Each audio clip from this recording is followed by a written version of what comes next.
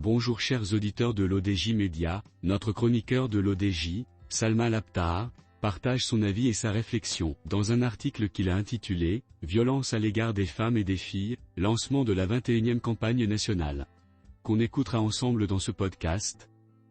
Notre journaliste entame sa présentation du sujet en disant « Lundi à Rabat, le ministère de la Solidarité, de l'Insertion sociale et de la Famille a inauguré la 21e campagne nationale de lutte contre la violence envers les femmes et les filles. Sous le mot d'ordre La violence est condamnée, mobilisons-nous pour la signaler en tout lieu. Cette campagne, en partenariat avec le Fonds des Nations Unies pour la Population, INFPA, et soutenue par le ministère des Affaires étrangères du Danemark, se déroulera jusqu'au 10 décembre. Son objectif est d'établir un environnement sûr, afin de protéger les femmes et les filles contre la violence. Elle s'aligne également avec la campagne Tous Unis, 25 novembre-10 décembre, une initiative de 16 jours d'activisme de l'ONU visant à prévenir la violence envers les femmes et les filles. Notre chroniqueur approfondit sa réflexion de la manière suivante.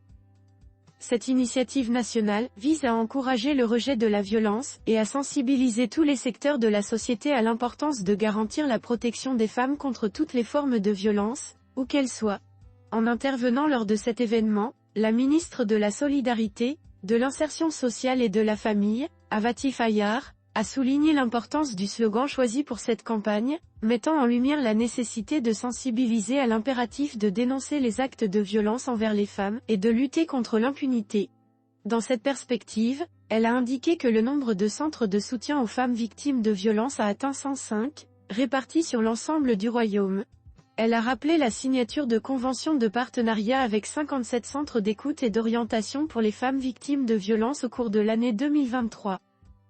De son côté, Abdellah Yacoub, représentant assistant et coordonnateur du programme de l'INFPA, a plaidé en faveur de l'adoption d'une approche globale, pour promouvoir la culture des droits de l'homme et la protection des femmes.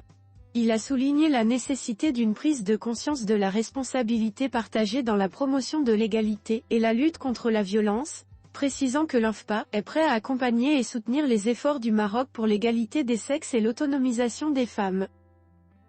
L'auteur conclut son article en ces mots.